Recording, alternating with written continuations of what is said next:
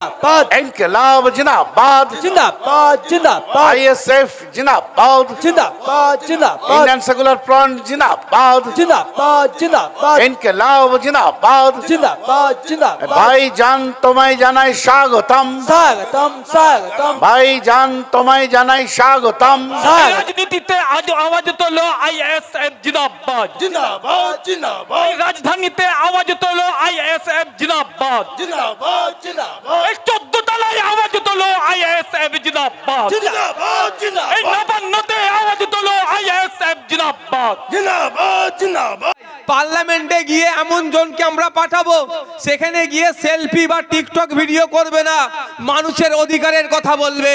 কাশ্মীর থেকে কন্যাকুমারী মানুষের যেখানে অধিকার হরণ হচ্ছে তার কথা বলবে। তালাক বিল যখন পাস হচ্ছে এদের মতো পিছন দরজা দিয়ে পালাবে না, সে বিষয়ে আগামী দিন আসছে। 2024 আমাদের জন্য একটা কঠিন পরীক্ষার সময়। আপনাদের কঠিন পরীক্ষা এই জন্যই বললাম কারণ আপনাদের কাছে এমন ভাবে ভুল মেসেজ দেবে, ওই বিজেপি চলে আসছে বিজেপি চলে আসছে করে আপনাদের ভোটটা লুটে নেওয়া হবে। এই 2024 নির্বাচন আসছে, দেখবেন দিল্লি থেকে বড় বড় বিজেপির নেতারা আসবে, অমিত শাহজি থেকে শুরু করে যোগীজির মতো নেতারা এসে কি বলবে বাংলাতে, হাম সিএ কারকে রাখেঙ্গে। আর বাংলার কিছু বিজেপির নেতা আছে তারা কি বলবে, এই বসিরহাটের মতো জায়গায় দাঁড়িয়ে বাদুরিয়াতে এসে কি বলবে, বুক দেখে গুলি করা হবে, জায়গায় জায়গায় শীতলকুচি করে দেওয়া হবে। এইটা বলবে, লাভটা কি ভাই? বিজেপি তার ভোট ব্যাংকটাকে সুরক্ষিত রাখবে আর তৃণমূল যেন উত্তরাধিকারী সূত্রে পেয়েছে। তৃণমূলের বাবার ভোট ছিল, এখন তৃণমূল পেয়েছে, ওর ছেলের ভোটটাও যেন আপনাকে আমাকে দিতে হবে, এমন একটা জায়গায় নিয়ে যে দাঁড় করাচ্ছে। অর্থাৎ সেই বাইনারির পলিটিক্স তৈরি করবে, এমন একটা জায়গায় নিয়ে যে ওরা দাঁড় করাবে জায়গাটাকে, যে বিজেপির বিরুদ্ধেই নাকি একাই তৃণমূল লড়াই করছে, বিজেপির বিরুদ্ধেই নাকি তৃণমূলকে ভোট দিলি বিজেপিকে আটকানো যাবে। আমি আপনারা যারা উপস্থিত আছেন, 2019 সালের আগে আইএসএফ ছিল রাজনীতির ময়দানে? একটু বলুন না ভাই। তখন বিজেপিকে আটকানোর জন্য তৃণমূল কি বলেছিল, কংগ্রেস বা সিপিএম কে ভোট দিও না, ওরা লড়াই করতে পারবে না, আমাকে ভোট দাও আমি আটকাবো। কিন্তু ভিতর থেকে যে নাগপুরে গিয়ে সেটিং হয়ে যায়নি, আপনি আমি বলতে পারবো তো? সেটিং হয়নি আপনি আমি বলতে পারবো তো? তার উদাহরণের একটা কথা বলছি। অভিষেক ব্যানার্জির কোম্পানি আছে লিপস অ্যান্ড বাউন্স, ওই কোম্পানির অফিসে ইডি রেটে গেল, রেড করতে গেল, তদন্ত করতে গেল, তল্লাশি করতে গেল, গিয়ে কি দেখলাম, এক অফিসার ওই যে কম্পিউটার আছে ওই কম্পিউটারের মধ্যে 6টা ফাইল ডাউনলোড করে, 16টা না 14টা ফাইল ডাউনলোড করে দিয়েছে। এক অফিসারের মেয়ের কলেজে কোথাও ভর্তি করবে, ওই কোম্পানির কম্পিউটারে গিয়ে সার্চ করে দেখেছে। আচ্ছা আপনারা বলুন, এটা কোনো পাগলও ওই কাজ করবে? আমি যার বিরুদ্ধে তদন্ত করতে যাচ্ছি তার কম্পিউটার আমি ঘাঁটবো আমার কাজের জন্য, তার কম্পিউটারে ফাইল ডাউনলোড করব? আমি ধরে নিলাম ভুল করে করেছে, তাও বলছি আমি ধরে নিলাম ভুল করে করেছে। এবার বলুন, যে অফিসার 14টা ফাইল ডাউনলোড করেছে, অমিত শাহজি সেই অফিসারের বিরুদ্ধে কি অ্যাকশন নিয়েছে এটাও আমাদেরকে জানা দরকার তো। তাকে কি সাসপেন্ড করেছে, তার কাছে কি জবাবদিহি করেছে? খোঁজ নিয়ে দেখুন, বহাল তবিয়তে সেই অফিসার ঘুরছে, তাকে জেলের মধ্যে এখনো রাখেনি। এটা তো বোঝা যাচ্ছে। তদন্ত করতে করতে লিপস অ্যান্ড বাউন্সে যখন কোম্পানিতে পৌঁছেছে, এরপরে কোথায়? কালীঘাটে পৌঁছাবে। কালীঘাটে মানে পিসি ভাইপোর হয়তো এবার গ্যারেজ হয়ে যেতে পারে। সুতরাং তদন্তের মোড়টাকে ঘুরিয়ে দাও। এখন ওটা নিয়ে আলোচনা চলছে কোর্টে, ওটা নিয়ে চলছে 14টা ফাইল কেন ডাউনলোড করলো, এ নিয়ে এখন 2-10টা ডেট পড়বে। দেখুন তাহলে কি হলো, বিচার ব্যবস্থা প্রভাবিত হচ্ছে এক প্রকার, ডিলে করা হচ্ছে এক প্রকার। কিন্তু যারা এটা করলো কাদের নির্দেশে করলো? অফিসারের সাহস আছে রাজ্যের মুখ্যমন্ত্রীর ভাইপোর অফিসে গিয়ে তার কম্পিউটারে 14টা ফাইল ডাউনলোড করে দেওয়ার? তাহলে এই সেই অফিসারকে কে নির্দেশ দিল? খোঁজ নিয়ে দেখুন। যে বলছে সিএ করে দেশ থেকে তাড়াবো, তারা নির্দেশ দিচ্ছে, পালন কারা করছে একটু খোঁজ নিয়ে দেখুন। তাই বন্ধুগণ বলবো, সময় আমাদের কাছে এখন কঠিন আসতে চলেছে, চোখ কান খুলে দেখুন। শুধু বিজেপিকে আটকানোর দায়িত্ব ভোটারদের। ভোট আসলেই বিজেপিকে আটকাতে হবে। সারা বছর বিজেপি যেভাবে হিংসা, হেট স্পিচ দিচ্ছে, তার বিরুদ্ধে মমতা ব্যানার্জির পুলিশ কজনের বিরুদ্ধে অ্যাকশন নিয়েছে আগে সেটা আমাদের জানতে হবে। বুক দেখে গুলি করে বলে বেরিয়ে যাচ্ছে। পুলিশের কাজ তো তার বিরুদ্ধে সুমোটো করে তাকে তো জেলের মধ্যে রাখা, কিন্তু তাকে রাখছে না। খোঁজ নিয়ে দেখুন, তৃণমূল তাকে বরঞ্চ বাহাবা দিচ্ছে। কারণ বসিরহাট বাদুরিয়াতে এসে যত বলবে বুক দেখে লক্ষ্য করে গুলি করব। বিজেপি ভালো করে জানে বসিরহাট সিট ওরা স্বপ্নেও পাবে না। তো ওই বসিরহাট সিটটা ওরা কোনোদিন পাবে না। এই বসিরহাট সিট যদি অবিজেপি তৃণমূল হয়ে যায়, পার্লামেন্টে গিয়ে এমন জনকে আমরা পাঠাবো, সেখানে গিয়ে সেলফি বা টিকটক ভিডিও করবে না, মানুষের অধিকারের কথা বলবে। তালাক বিল যখন পাস হচ্ছে, এদের মতো পিছন দরজা দিয়ে পালাবে না, সে বিষয়ে কথা বলবে। 370 ধারা নিয়ে কথা বলবে। কৃষকদের বিরুদ্ধে যে বিল পাস হয়েছে তার বিরুদ্ধে কথা বলতো। সিএ নিয়ে যখন আলোচনা হচ্ছিল, সেখানে অনুপস্থিত না থেকে সেখানে উপস্থিত থেকে তার বিরুদ্ধে কথা বলবে। এমন লোক বসিরহাট থেকে নির্বাচন করে যদি চলে যায়, তাহলে বিজেপির লস হয়ে যাবে। ফলে কি করছে, যে সেট তো বিজেপি পাবেই না, এমন ভয় দেখিয়ে দেওয়া হবে, এমন অ্যাটমসফিয়ার ক্রিয়েট করো, এখানকার পরিবেশ এমন তৈরি করো যে বিজেপির পরিবর্তে যদি জিততে পারে তৃণমূল, এমন এটা প্রচার করো যাতে তৃণমূল এমন লোককে পাঠাবে ও বিজেপির থেকেও খারাপ হয়ে যাবে। বলছি নাকি?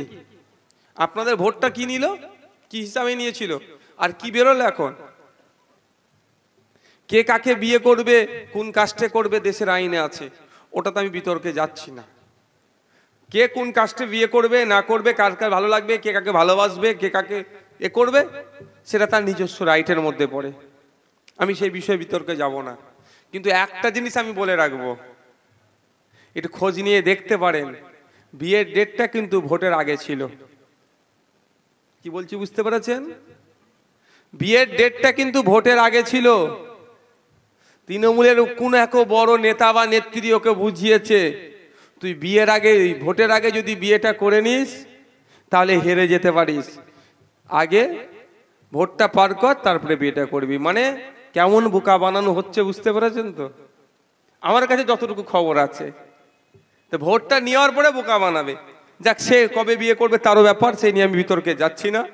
কিন্তু প্রশ্ন আমার এখানে, আপনারা কাকে ভোট দিয়ে বিধান পার্লামেন্টে পাঠালেন? রেকর্ডটাই ভোট দিলেন তো, আপনারা দিয়েছেন তো। সিএ এর হাত থেকে বাঁচতে হবে সেই জন্য ভোটটা দিয়েছিলেন, তাই তো নাকি ভাই? আর তাছাড়া কোনো তো অপশন নাই। যখন সিএ নিয়ে ভোটাভুটি হচ্ছিল, যখন ওইটাই নিয়ে ডিবেট হচ্ছিল, আপনার এমপি তখন কটা কথা বলেছে এটা আপনাদের জানা দরকার তো। যখন ভোটাভুটি হচ্ছিল, আপনার এমপি সিএ এর বিরুদ্ধে ভোট দিয়েছে তো? কি মনে হয় দিয়েছে?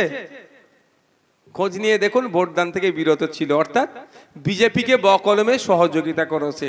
তো আগামী দিন যেটা আসতে চলেছে, আবার এই ধরনের ইস্যু তৈরি করবে বিজেপি আর তৃণমূল।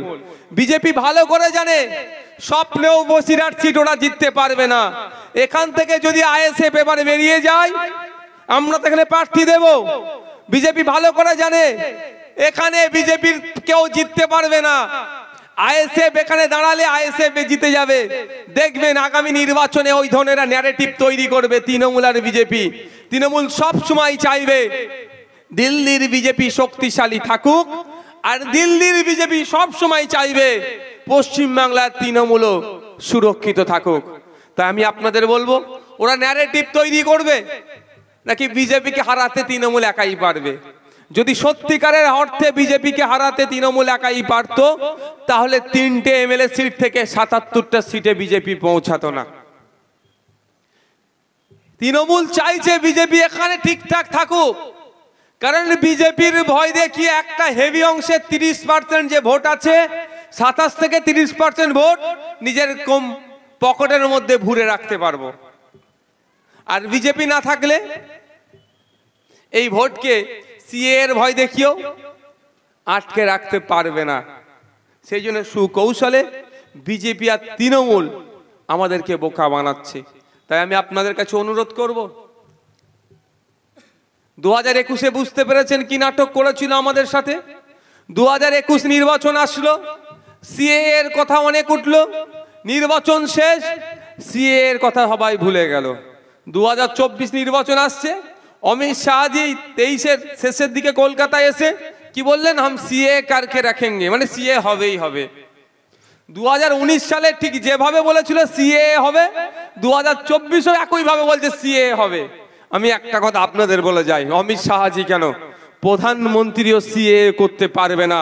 সুপ্রিম কোর্টে নওশাদ সিদ্দিকীদের মতো যারা কেস করে রেখেছে, আগে আমাদের ওখানে কেসের রায় হোক, তারপরে সিএ নিয়ে ভাববে। তাই বন্ধুগণ, ভয় পাওয়ার কোনো জায়গা নাই। আমি আপনাদের কাছে অনুরোধ করব, পার্লামেন্টে এমন লোককে পাঠান যে মানুষের কথা বলবে। কাশ্মীর থেকে শুরু করে কন্যাকুমারী, এদিকে দার্জিলিং থেকে শুরু করে সাগর পর্যন্ত মানুষ আজকে বঞ্চিত হচ্ছে। জাত ধর্ম বর্ণ নির্বিশেষে আজকে মানুষ বঞ্চিত হচ্ছে, আর আমাদেরকে জাতের খেলায় মাতিয়ে রেখেছে। আপনারা জানেন, আপনাদেরকে আমি আরেকবার জানিয়ে দিতে চাই, ক্ষুধার সূচকে ভারতবর্ষ পাকিস্তানের থেকেও পিছিয়ে গিয়েছে। ভারতবর্ষের অর্থাৎ ক্ষুধার্তের সংখ্যা এত বেড়ে গিয়েছে। একটা উদাহরণের জন্য বলছি, আমি 100 জন যদি ক্ষুধার্ত থাকে, ভুখা থাকে, পার্সেন্টেজে কিন্তু 80 জন আমার হিন্দু সমাজের ভাই ক্ষুধার্ত আছে। তাদের জন্য আমাদেরকে লড়াই করতে হবে। তাই বলবো, আগামী 2024 নির্বাচন আসছে, বসিরহাট থেকে আমরা এমন এক প্রার্থীকে জিতিয়ে পার্লামেন্টের মধ্যে পাঠাবো, যে মানুষের কথা বলবে, জাত ধর্ম বর্ণ নির্বিশেষে। একদিকে যেমন ওয়াক্ফ প্রপার্টি নিয়ে কথা বলবে, দেবত্ব সম্পত্তি উদ্ধারের কথা বলবে, জলজমি জঙ্গলের যে আদিবাসীদের স্বাভাবিক অধিকার, সেই নিয়ে অধিকারের কথা বলবে। এক কথাই মানুষের অধিকার নিয়ে কথা বলবে।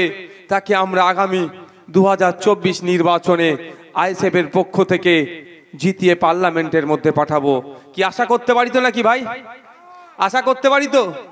এতদিন তো অনেককে বিশ্বাস করলেন, 2019-এ সিএ এর হাত থেকে বাঁচার জন্য যাকে ভোট দিলেন, যখন সিএ আপনারকে ভয় দেখানোর জন্য যে সিএ আনা হয়েছে, এর বিপক্ষে ভোট দেওয়ার জন্য যাকে পাঠালেন, সেই ভোটটা দিল না। মমতা ব্যানার্জি তাকে কিন্তু তার বিরুদ্ধে কোনো অ্যাকশনও নিলেন না। তাই বন্ধুগণ, তো আগামী 2024 আসছে, আমাদেরকে এমন লোককেই পাঠাতে হবে। শুধু সিএ নয়, সমস্ত বিষয়, যে রাষ্ট্রায়ত্ত সম্পত্তি যেগুলো আছে সেগুলোকে বিক্রি করে দিচ্ছে। রেল বিক্রি হয়ে যাচ্ছে, প্ল্যাটফর্ম বিক্রি হয়ে যাচ্ছে, এয়ারপোর্ট বেসরকারীকরণ হয়ে যাচ্ছে, এলআইসি বেসরকারীকরণ হয়ে যাচ্ছে। মানে যেগুলো স্বাধীনতার এত বছর ধরে মানুষ তিল তিল করে গড়ে তুললো রাষ্ট্রায়ত্ত সম্পত্তি, সেগুলোকে বিক্রি করে দিচ্ছে যারা। তাদের বিরুদ্ধে বলিষ্ঠ কণ্ঠে বলার জন্য পার্লামেন্টে আমাদের জনপ্রতিনিধি প্রয়োজন আছে। তাই আমি অনুরোধ করবো আপনাদেরকে, এখান থেকে পাঠান। সাথে সাথে এটাও তৃণমূল বলতে পারে, 2-1টা পাঠিয়ে লাভ কি হবে, এটা বলতে পারে ওরা। মানে ওদের এমন কোনো ফর্মুলা নাই মানুষকে বোকা বানানোর জন্য, সবটাই ওরা অ্যাপ্লাই করবে। উত্তর একটা দেবেন, 2-1টাতেই কাফি আছে। পশ্চিমবাংলার বিধানসভাতে আমরা একটা পাঠিয়েছি, মমতা ব্যানার্জির ঘুম হারাম করে দিচ্ছে।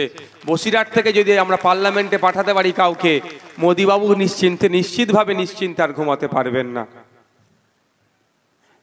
বলতে হবে, বলার লোকের অভাব। কিন্তু আপনাদের কাছে অনুরোধ করব, যারা বলছে তাদেরকে সাথ দিন। যারা আপনার অধিকারের কথা বলছে তাকে কিন্তু দেগে দেওয়া হচ্ছে আপনার বিরুদ্ধে। আমাকে সত্যি হাসি লাগে, আমি যখন ওয়াকফ প্রপার্টি উদ্ধারের কথা বলি, আনিসকে হত্যা করা হলো কেন সে কথা বলি, যখন আমি বলি যে রমজান মাসে আপনারা যারা তৃণমূলের নেতারা আছে, রোজা রাখুক আর না রাখুক, সন্ধ্যাবেলা ইফতার মাহফিলে বসে পড়ে, ইফতার পার্টির নাম দিয়ে গিলতে শুরু করে দেয়, বেরোজগার গুলো রোজাদারদের সাথে শুরু করে দেয়।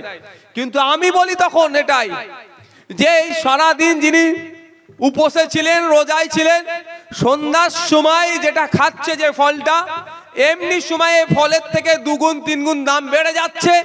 দামটা কিভাবে কন্ট্রোল করা যায় তার ব্যবস্থা সরকার করুক, সেটা না করে এরা সন্ধ্যাবেলায় ইফতার মাহফিলে বসে খেতে শুরু করে দেয়। যখন এ কথাই বলি, যখন সংখ্যালঘু ছেলে মেয়েদের শিক্ষার কথা বলি, চাকরির কথা বলি, কর্মসংস্থানের কথা বলি, যে সমস্ত প্রতিশ্রুতি মমতা ব্যানার্জি দিয়েছিলেন সংখ্যালঘু সমাজের মানুষদের উদ্দেশ্যে 2011 সালের আগে, সাচার কমিটির সুপারিশগুলো বাস্তবায়নের কথা বলেছিলেন। সাচার কমিটির সুপারিশ যেগুলো বলেছে মানুষের ক্ষেত্রে সেগুলো বাস্তবায়নের বলবো বলেছিলেন, এবং ওয়াকাফ প্রপার্টি উদ্ধারের কথা বলে ভোট নিয়েছিলেন। আমি যখন বলি কত বিঘা ওয়াকাফ প্রপার্টি উদ্ধার হলো তার তথ্য দিন, ওয়াকাফ প্রপার্টি থেকে এক বছরে কত টাকা ইনকাম হয়, কোন কোন জায়গায় খরচ করে তার তথ্য দিন। যখন এ কথাগুলো বলি তখনই আমি বিজেপির দালাল বা এসএফ বিজেপির দালাল হয়ে যাই।